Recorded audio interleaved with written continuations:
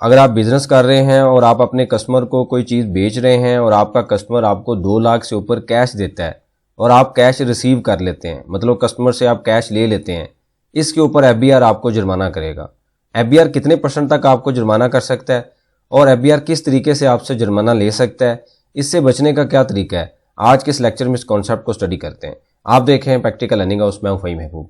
वापस आते हैं टॉपिक के ऊपर। तो इससे पहले हमने 2-4 लेक्चर्स देखे जिसमें हमने स्टडी किया था कि जो बजट था इस साल का, जो कि 1 जुलाई 2025 से लागू था, इसमें एफबीआर ने सबसे पहले ये कहा कि अगर कोई कैश सेल करेगा या कैश डिपॉजिट करवाएगा उसके ऊपर जो आपको फाइन होगा, यानी कि जो चीज़ बेच रहा है उसके ऊपर जुर्माना होगा। बाद में एफबीआर ने एक डॉक्यूमेंट जारी किया, ये डॉक्यूमेंट आपके सामने है, ये 2 अगस्त को जारी किया गया। इसमें एफबीआर ने ये कहा कि अगर कोई 2 लाख से ऊपर आप किसी को कोई चीज़ बेचते हैं और आपका कस्टमर आपके बैंक अकाउंट में डिपॉजिट करवाता है, या तो वो कैश डिपॉजिट करवा सकता है या वो बैंक ट्रांसफ़र कर सकता है, मतलब अपने अकाउंट से आपके अकाउंट में पैसे ट्रांसफ़र कर दे, या वो इसके अलावा कोई और मीडियम यूज़ करता है, मतलब क्रॉस चेक के थ्रू पेमेंट कर देता है, आपको कोई पे ऑर्डर दे देता है।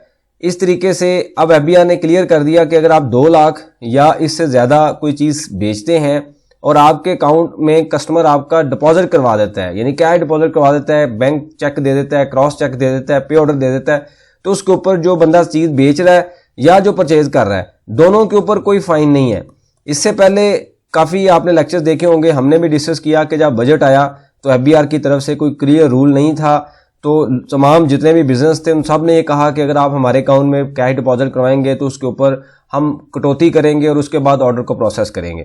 बाद में एफबीआर ने क्लियर कर दिया कि अगर वो कैश डिपॉजिट करवाएगा तो उसके ऊपर कोई जुर्माना नहीं होगा। लेकिन इसमें एक मसला है, वो क्या मसला है कि अगर कैश आप रिसीव कर लेते हैं फिर जुर्माना होगा।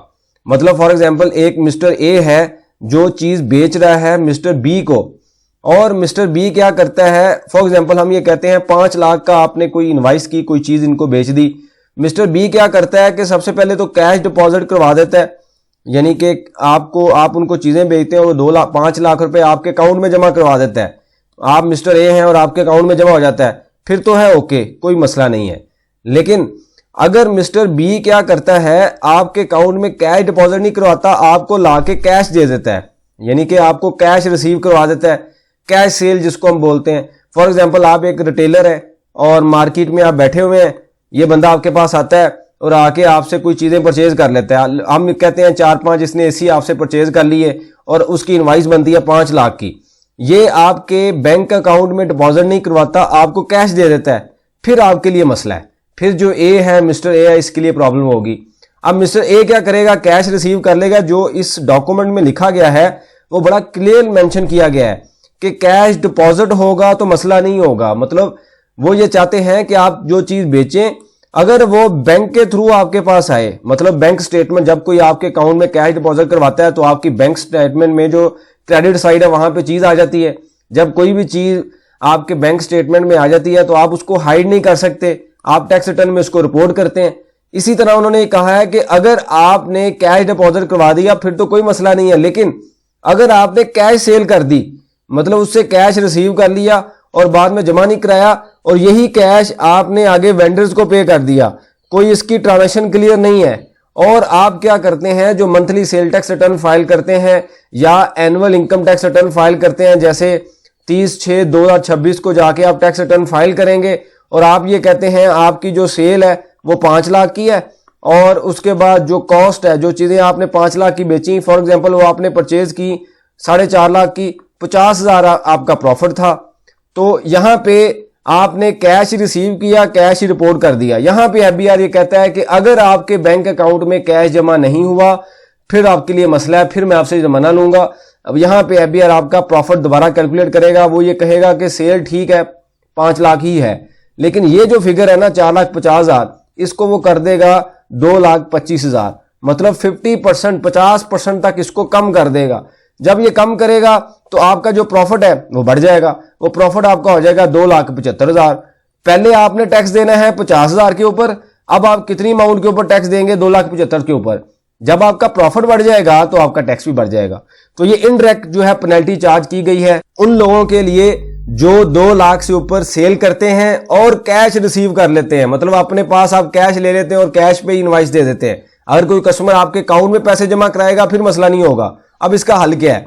इसका हल ये है कि अगर आपको 5 लाख की आप चीजें बेचते हैं और आप अपने कस्टमर को सबसे पहले तो ये कहें कि आपके अकाउंट में ट्रांसफर कर दे या कैश डिपॉजिट करवाए आपके अकाउंट में और आपको स्लिप दे दे और फिर आप इनवॉइस कर दें। लेकिन जब आप मार्केट में बैठे होते हैं, कस्टमर आता है, अगर आप कस्टमर को ये कहेंगे कि 5 लाख जाए और मेरे अकाउंट में जमा करवा दें, आपका कस्टमर खराब होगा, वो कोई और बंदा देख लेगा, कोई और देख लेगा, वेंडर उससे चीजें परचेज कर लेगा। जब एक बंदा मार्केट में आया हुआ है तो वो ऐसे कहां से चीजें देखेगा, वो कहां डिपॉजिट करवाएगा। तो इस वजह से इसका सोल्यूशन क्या है कि आप अपने बिजनेस को भी, आपका बिजनेस भी इफेक्ट नहीं होगा।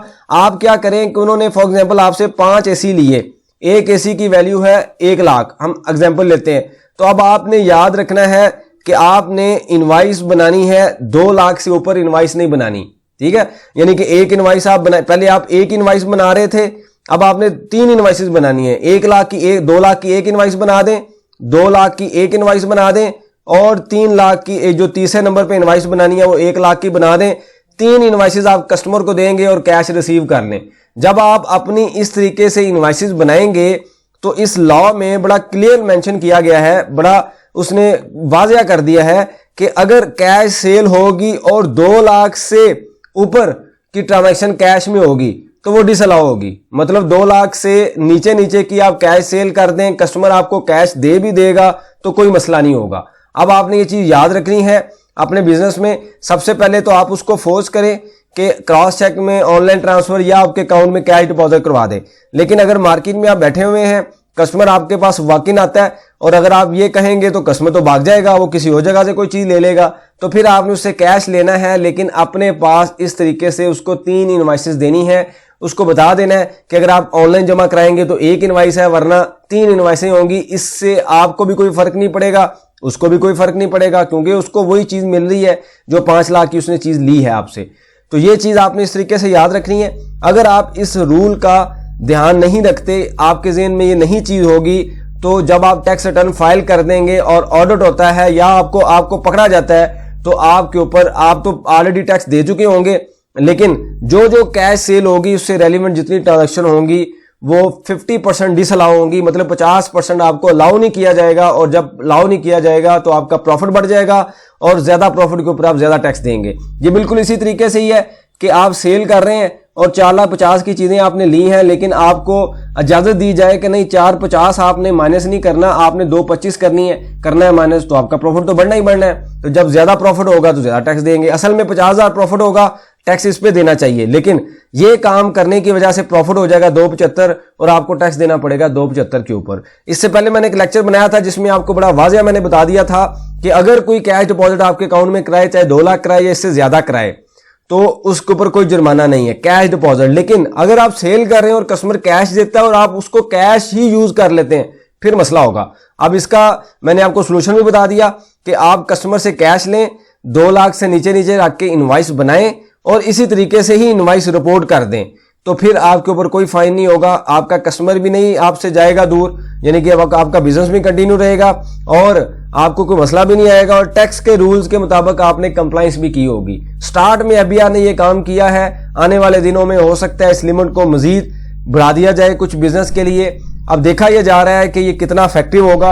वैसे तो उन्होंने क्लियर कर दिया कि कैश डिपॉजिट करवाने से, बैंक अकाउंट में डिपॉजिट करवाने से कोई मसला नहीं होगा। पूरा जुलाई तकरीबन इसी तरीके से गुजरा है कि कैश में बिजनेस करें या ना करें, कितना जुर्माना होगा, लेकिन बाद में इन्होंने क्लियर कर दिया। इससे पहले मैंने लेक्चर बनाया था, वहां पे मैं आपको एक्सप्लेन भी किया था। तो अब आपने कैश सेल के ऊपर ध्यान रखना है, उसको फोकस करना है। अगर आप इस तरह के बिजनेस में इन्वॉल्व हैं, फौरी तौर पे अपनी स्ट्रेटजी चेंज करें, अपनी इनवॉइसेस को इस तरीके से बनाएं ताकि आप नॉन कंप्लाइंस या जुर्माने से बच सकें। इससे रेलिवेंट कोई भी सजेशन हो, क्वेश्चन हो, मेंशन कीजिए, इसके ऊपर हम डिस्कशन करेंगे ताकि जो लर्निंग का प्रोसेस है कंटिन्यू रहे। बहुत शुक्रिया, जज़ाकल्लाह।